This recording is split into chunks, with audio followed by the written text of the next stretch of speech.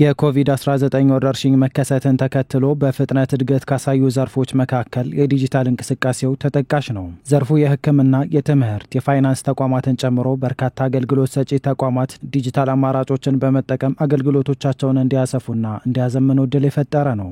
የዲጂታል ዘርፉ ፈጣን እድገት በማሳየቱ አገልግሎቶችን ከማዘመንና ምቹ ከማድረጉም በተጨማሪ ለበርካታ ሚሊዮን ዜጎች የሥራ ዕድል መፍጠር ችሏል።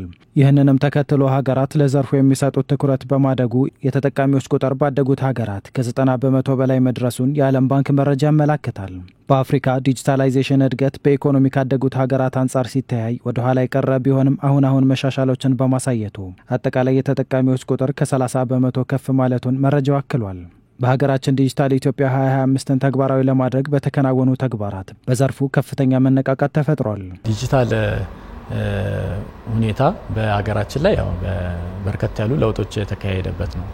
ምናልባት ሌሎች ሀገሮች ይህን መሰል ፕላትፎርም ሲጀምሩ አሁን እኛ ሀገር ያለንን ኢንፍራስትራክቸር አልነበራቸው። ምክንያቱም በዓለም ላይም የኢንተርኔትን ፍጥነት ምንም በዛ ዘመን በጣም ዝቅ ያለ ነው። በዛ ሰዓት ነው የጀመሩት። በማደግ ደረጃ ወደ ከተማ ላይ በጣም ትልቅ ለውጥ አለው። ግን ከሌሎች ሀገር ጋር ስናነጻጽረው ትንሽ አሁንም ይቀርዋል ማለት ነው። በዲጂታል አማራጮች የሚሰጡ አገልግሎቶች መጠንም ሆነ ፍላጎት እያደገ መምጣቱን ተከትሎ ግብይት ለመፈጸም የሚያስችሉ መተግበሪያዎች በየጊዜው እየተዋወቁ ሲሆን ይህም የዜጎችን ሕይወት በማቅለል ረገድ የራሱ አበርክቶ እንዳለው እሙን ነው። እነዚህ ዲጂታል የመገበያያ አማራጮች አሁን ከመገበያያነት ባለፈ የሥራ ዕድል በመፍጠርም የራሳቸውን አስተዋጽኦ እያደረጉ ይገኛሉ። የተቀላጠፈ የግብይት ስርዓት መፍጠር ነው ፊት ለፊት ስናየው። ነገር ግን ያንን በምናደርግበት ሂደት ውስጥ በርካታ ነገሮች አሉ ማለት ነው። ለምሳሌ የሥራ ዕድል መፍጠር አንዱ ነው። የሥራ ዕድል ስንፈጥር ፕላትፎርሙን በመጠቀም ብቻ በርካቶች ገቢ ማግኘት የሚችሉበትን ሁኔታ ፈጥረናል። ለምሳሌ የራሳቸው ሁሉም ሰው የየራሱ ሊንክ ይኖረውና በሚያገኘው መድረክ ያንን ሊንክ በማስተዋወቅ በዛ ሊንክ አማካኝነት ሱቆች ሲመዘገቡ ገቢ የሚያገኝበት ሁኔታ አለ። የዲጂታል አማራጮችን በመጠቀም መሸጥ መግዛት የፈጠራቸው መልካም እድሎች እንዳሉ ሆነው ይህን ተከትለው የሚፈጠሩ የማጭበርበርና የዘርፊያ ተግባራት በዛው ልክ እየተበራከቱና ውስብስብ እየሆኑ መጥተዋል። በአሁኑ ሰዓት ሁሉም ክፍል የተማረ ያልተማረ ነጋዴ ሁሉም ይሞከራል። ይሄ የሆነበት ምክንያት ባይዘው ማጭበርበሩ ከተጭበርባሪው አንፃር ሳይሆን አጭበርባሪውም ራሱ ባይዘው ገና እያደገ ነው ያለው። ሌሎች ዓለማት ሄደ ስትሰማ የሚደረገው ማጭበርበር ገና እዚህ ሀገር ሁሉ ያልገባ ብዙ አለ። እያደገ ነው የሚሄደው፣ ኮምፕሌክስ እየሆነ ነው የሚመጣው። ከዛ አንፃር ሁሉም የማህበረሰብ ክፍል የሚነካበት ሁኔታ አጋጥሞናል። የዲጂታል ፕላትፎርሞች እድገት እንዳሉ ሆኖ ደግሞ የሴኩሪቲ ችግሮችን በዛው ደረጃ እያደጉ ነው የመጡት እና ረቂቅና ውስብስብ እየሆኑ ነው የመጡት ማለት ነው።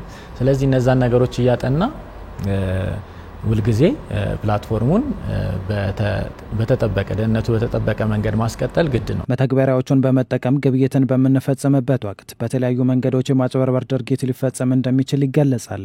በየጊዜው አይነታቸውን እየቀያየሩ በሚመጡ የማጭበርበሪያ መንገዶች ሰለባ ላለመሆን ማንኛውም ተገልጋይ ክፍያ ከመፈጸሙ አስቀድሞ ለማን እየላከ እንደሆነ ማረጋገጥ አስፈላጊ እንደሆነ ይገልጻሉ። ለኔ የሆነ ሊንክ ይልኩልኛል። ያንን ሊንክ እኔ ስጫን ዋትስአፕ ላይ ገብቼ የኔን የዋትስአፕ አካውንት እንዳለ ማን ተቆጣጠረው? ሌባው ተቆጣጠረው። የኔን ኮንታክት የኔን ኤቭሪቲንግ ይዘውታል ማለት ነው። ስለዚህ ለማቃቸው ዘመዶች ሁሉ በኔ ዋትስአፕ ይልካሉ። ስልኬ ጠፍቶ ነው፣ ልጄ ታሞ ነው፣ ስለዚህ ወደዚህ አሁን ስልኬ ስለማይሰራ በዚህ እንትን ላኩልኝ የሚል ይልካሉ። ስልኬ ስለማይሰራ የሚሏት ሆን ብለው እንዳንደውል ነው። እንደዛ የተጨበረበሩ ሰዎች አሉ። ስለዚህ እኛ ማድረግ ያለብን ምንድነው ስንል የመጀመሪያው መደወል ስልኩን ከሱ መሆኑን የተላከለን ማለት በእርግጥ ከሱ መሆኑን ማረጋገጥ አለብን። በዲጂታል አማራጭ ግብይት የሚፈጽም ማንኛውም ግለሰብ ሊያደርጋቸው የሚገቡ ጥንቃቄዎች መኖራቸውን የሚያስረዱት ባለሙያው የግል መረጃዎቹን ለየትኛውም አካል አሳልፎ ሊሰጥ እንደማይገባ ይናገራሉ።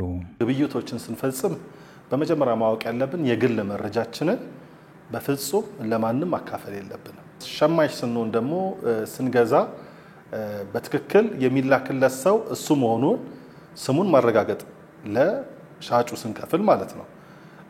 የምንልከው ገንዘብ መጠን ትክክል መሆኑን ማረጋገጥ ይጠበቅብናል ማለት ነው። በነጋዴው በኩል ደግሞ የተላከለት ገንዘብ በትክክል መግባቱን የሚያረጋግጠው የኤስኤምኤስ ውስጥ በመግባት ባላንሱን ጭምር ቼክ ማድረግ አለበት። አሁን የተለያዩ ፍራውዶች አሉ። ገንዘብ የተላከ መስሎ ስልኩ ቀፎ ላይ ሰውየው ሊያሳየኝ ይችላል። ያው ልክ ያለው ብሎኝ ይሄዳል። ማመን የለብኝም። ገብቼ እኔ ጋር ገብቷል ወይ ብሩ ጨምሯል ወይ አዲሱ ባላንስ ስንት ነው ብሎ መጠኑን አረጋግጠን መግባቱን ማረጋገጥ ይጠበቅብናል ማለት ነው። በዘርፉ አዳዲስ የቴክኖሎጂ ውጤቶች ብቅ እያሉ ከመሆናቸውም በተጨማሪ ቀድመው ወደ ገበያ የገቡትም አገልግሎቶቻቸውን እያሻሻሉና እያዘመኑ ይገኛሉ። በመሆኑም በዲጂታል ኢኮኖሚ ውስጥ ተወዳዳሪ ሆኖ ለመቆየት ሀገራት ለትምህርት ቅድሚያ መስጠትና የዜጎቻቸውን ዲጂታል ክህሎት ማሳደግ እንደሚገባቸው የዘርፉ ባለሙያዎች ይጠቁማሉ።